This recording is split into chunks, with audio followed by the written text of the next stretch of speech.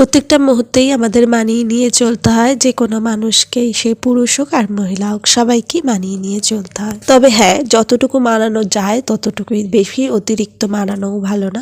নিজের ভালো লাগা খারাপ লাগাটাকেও তুমি ছেড়ে দিও না, তারপরে নিজের আপনজনকেও ছেড়ে দিও না। তার মধ্যে তুমিও তোমাকে নিজে ঠিক রাখো, নিজের ক্ষতি যেন না করো। হ্যালো এভরিওয়ান, আমি সোমা, আরও একটা ব্লগ নিয়ে চলে আসলাম। দুপুরে রান্না বান্না স্টার্ট করে দিলাম। আজকে করেছি চিকেন কষা, ফ্রাইড রাইস করেছিলাম, যেটা বাচ্চারা খুব ভালোবাসে খেতে।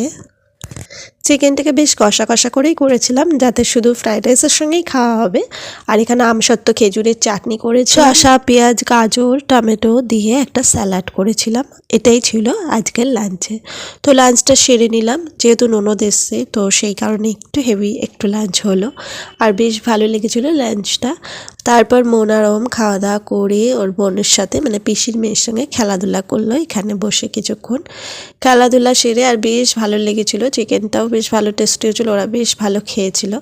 আর এ দেখো ওরা তিনজন মিলে একটু খেলা করছে, তারপর একটু রেস্ট। আর মতামতের সঙ্গে তোমাদের কি মতামত মেলে কমেন্টে জানিও। আমার তো এটাই তো মনে হয়। নেক্সট একটা ব্লগে তোমাদের সঙ্গে আবারও দেখা হচ্ছে। টাটা।